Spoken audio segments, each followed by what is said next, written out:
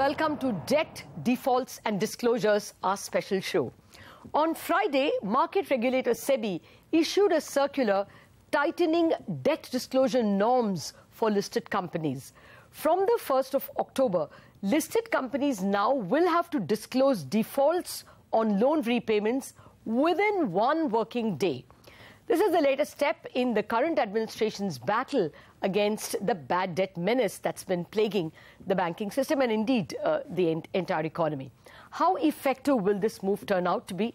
To discuss this threadbare and its ramifications, we have Sandeep Parekh of FinSec Law Advisors. He's also former Executive Director SEBI, Shardul Shroff of Shardul Amarchand Mangaldas, Sanjay Agarwal of CARE, and Pawan Agarwal from CRISIL Ratings. Shrikant Vadlamani of Moody's, and in a bit, a banker will also join us, Pradeep Kumar, former Managing Director of State Bank of India. Gentlemen, thank you very much for joining in. Let me first start with the former SEBI Executive Director. Sandeep, what is your sense with this rule kicking in on October 1st? Do you think that banks can no longer wait for 90 days to declare something NPA? On the 31st day itself, the world will come to know that the loan has become stressed? So, Lata, there are obviously two sources of disclosure. One is the bank disclosing it to RBI, which again doesn't automatically get into public domain, as we've seen. We've had several Supreme Court litigations which have been trying to prod RBI to prod the banks to kind of disclose more. So, I mean, that's somewhat of a black box. Here, I think SEBI is taking it from a very different angle. And that angle is asking the company itself, even if there's a single-day delay of any interest or principal, and on any kind of debt security, whether it's Indian or foreign. So, I think the movement is very clear in terms of so it's an easy target as opposed to getting it out of the banks and then out of the RBI. I think this is a very easy kind of thing to crack. And I think it's also a very big deviation from SEBI's reasonably, principle-based approach to disclosures, material disclosures by listed companies. Here they've said that they don't seem to have worked, so we're going to create new rules which will pry open the black box of NPS. So I didn't get you. Why would you say principle-based has not worked? This is not principle-based? It seems like a principle that if you default, minority investors should know. No, so Lata, the principle is any material disclosure should be disclosed within a reasonable period of time. I mean, that's broadly the theme of principle-based as opposed to rule-based, which says that even if there's 1 day default of 1 rupee, you have to disclose within 1 day. I mean, that's as far apart as from each other as possible of rule versus principle. That's what I mean. These are kind of jurisprudential words, rule versus principle. Yeah, I'm sure this is going to change life materially for the banks. But before that, let me finish the legal argument. Mr. Shardul Shroff, what do you think are the legal ramifications of this rule? Lata, there are many ramifications flowing from this circular. It has impacts in terms of proving the outstanding or the default, because invariably the borrower company contests the question as to what amount is due and whether the sum of rupees 1 lakh is an NPA before the National Company Law Tribunal when the question of a Section 7 application is filed. It also serves as an admission because it then becomes facilitative of the proof of debt claim. Because in a sense, if this is inserted as a publication of the company, then there is enough case law to suggest that the disclosure by the company is an admission, and therefore it also facilitates quick trial and quick decision making in terms of what is the value due. It also will help in determining the votes of banks in terms of what will be the value and therefore what will be the voting rights on a committee of creditors. And I see that this also fills a gap in the current times where there are no information utilities which have a full coverage all over India. So this will facilitate the proof of claims which would otherwise come from the records of the information utilities. And in the absence of that being set up in the short run, I think this will help even in the process of functioning like utility information. So it has many, many implications. Oh, yes. It will certainly smoothen the procedure in the National Company Law Tribunals or the bankruptcy courts, is your point, Mr. Shroff. But will this change the behavior of auditors, you think, with this SEBI rule hanging over their head, Mr. Shroff? It is bound to have auditors, falling in line for the simple reason that if it is an obligation of the company to do so 1 day from the default and 7 days from the quarter end, the form also requires to be filed, and the disclosures have to be 7 days from the date of the quarter ending.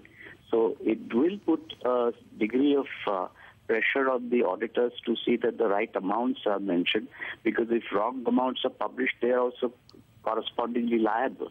So yes, it will put up the need to be accurate and to be timely. And I think both these obligations will have to be very carefully undertaken by the statutory auditor. Okay. Well, thank you very much, Mr. Shroff. Let me get to the rating experts. Pawan Agarwal, first up, rating agencies anyway had to disclose the moment they notice deviant behavior on a listed and a rated instrument, right? So this doesn't change anything for rating agencies? Yes, from a recognition of default perspective on either term loans or debt securities, there is no change. However, the change in this case is essentially the fact that now this information becomes available to all the stakeholders together, which essentially implies that information asymmetry that was there between bank loans and NCDs or debt market securities gets reduced or minimized to a day. And to that extent, our ability as a rating agency to factor that into the rating or of other stakeholders to factor in any incipient stress that may be developing actually gets improved. Okay, so we must see faster possible downgrades of debt, you think? Because hitherto you would not have known that a company has defaulted on its bank loan, but now you do. So yes, I think availability of information certainly will become more quicker and timely. Earlier, what was happening is that we were waiting for banks to provide us information around delays, any potential delays or defaults on bank loans. The recent circular allowed that information to come on a monthly basis in form of a non-default confirmation by companies. But yes, it will enable information to be available now more quickly. And I would say that this is one additional step in a series of steps that the government, both the regulators, SEBI and RBI, have been taking to address the NPA issue, to reduce information asymmetry, to enhance transparency, and more importantly, I would say, as a result, to also develop the bond markets. Oh, yes. Yes, I forgot about that. But, well, I do think we must spare a thought for those companies which are forced to default or delay payments simply because so many industries in India depend on the government itself for a lot of permissions and could get even delayed by court interventions. So maybe this kind of a law is also being a little unkind to the reality that is Indian policy making. But that issue in a minute, when a banker will also join us. Let me first get the banking expert in as well, or the banking analyst, Shrikant Vadlamani of Moody's Investor Service. Shrikant, do you think the whole cycle of NPA recognition will get advanced in banks effectively? At the moment, bankers would normally start putting pressure on a borrower only after maybe 60 days of interest not coming in because they don't want it to become an NPA. Now, do you think they will start advancing the pressure all the way to the 20th or the 25th day? Do you see a radical change in the behavior of banks?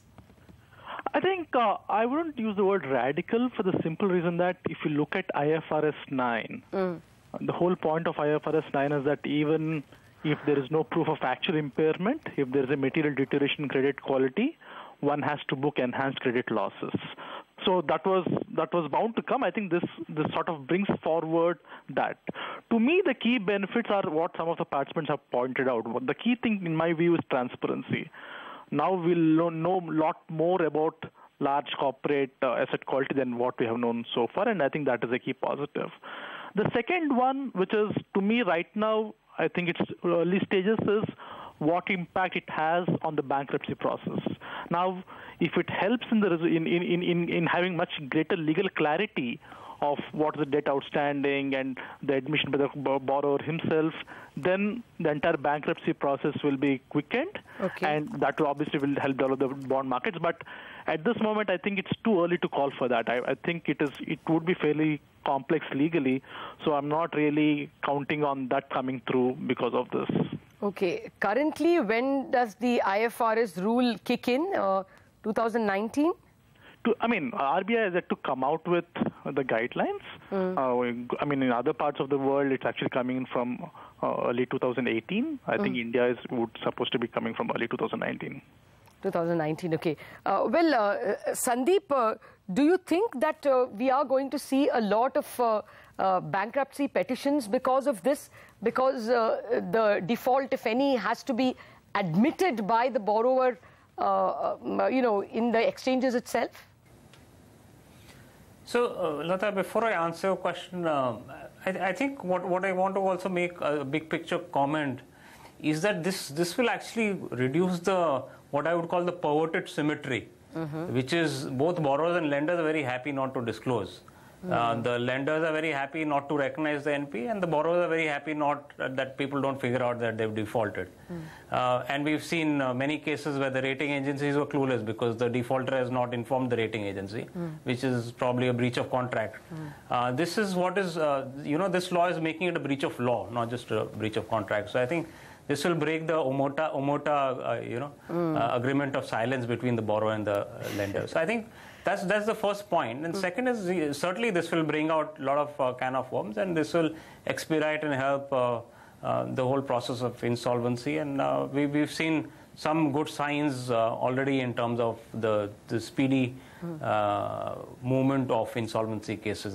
Hopefully that will last, and hopefully the courts will also support, as they have in the recent past, insolvency proceedings. Yes, we have had rating agency experts and lawyers speak with us about the positivity of the positives of this SEBI circular, which is clearly seismic in its nature, but from a person who knows where the shoe pinches.